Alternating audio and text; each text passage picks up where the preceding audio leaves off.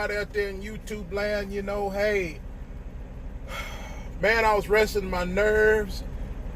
I had just hit that rapid eye movement, that REM sleep, and I heard a little grumble and a bump.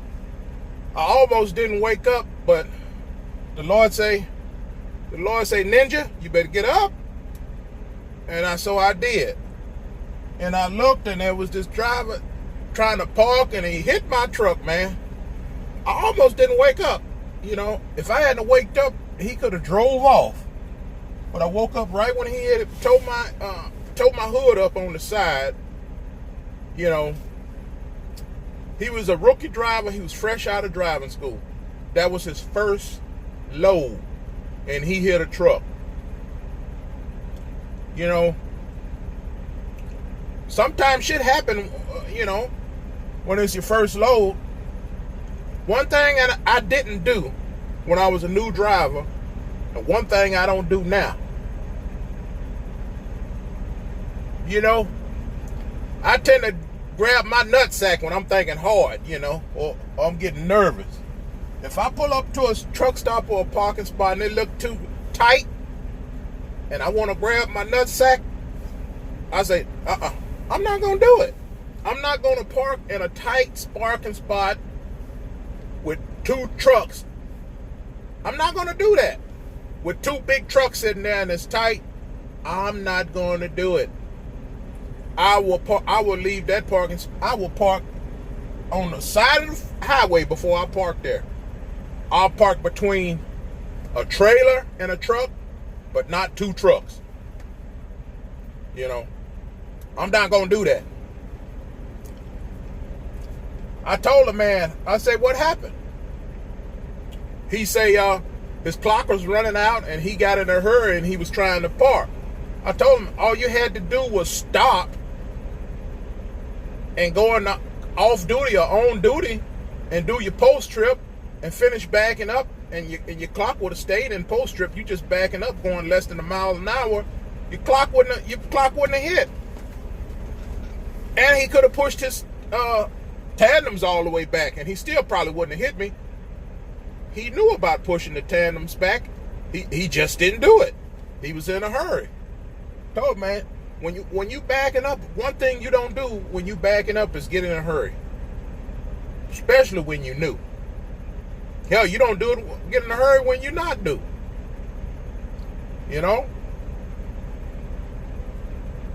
Yeah, so I have to deal with that. Yep. Y'all know I put videos up about Filipinos and truck drivers. I got something else I want to talk about. I'm going to add that with this video.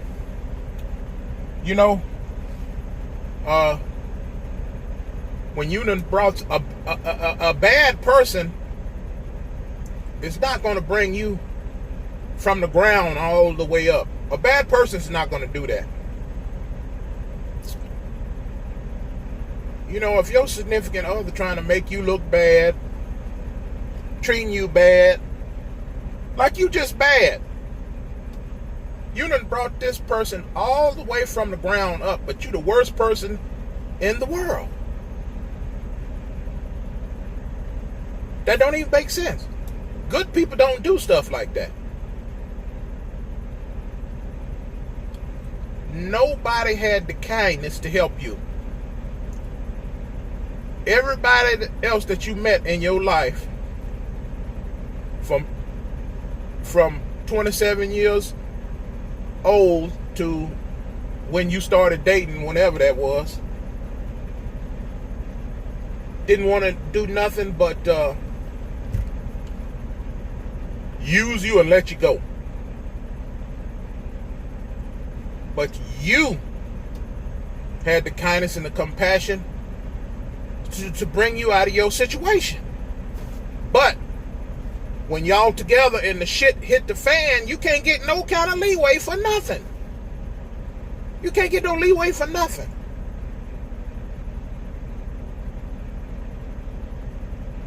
I heard somebody on TikTok say,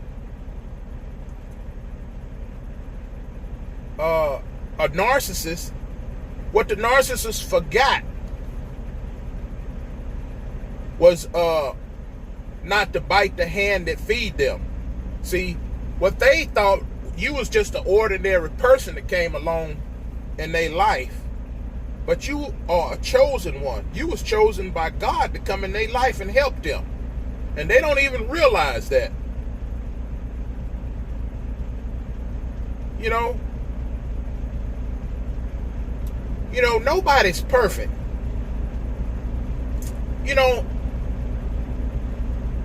Sometimes Filipino men marry foreign women. And if a foreign woman bring them all the way up on the ground, have some compassion for them, bring them to their home country. Okay, let's say you guys doing a lot of arguing and you're not meshing. But the guy's foreign wife, she trying hard to fix things.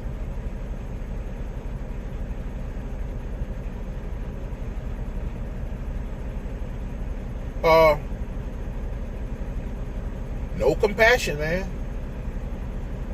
No compassion. Back in the days, people used to stay together, even if they had to sleep in separate rooms sometime. You're not going to get along all the time. Sometimes you need space between each other, but people these days, it seems like, especially about women, it's just about whatever they can get from you. There's no loyalty. Marriage is about loyalty. You fight, but there's no loyalty. Divorce is too easy.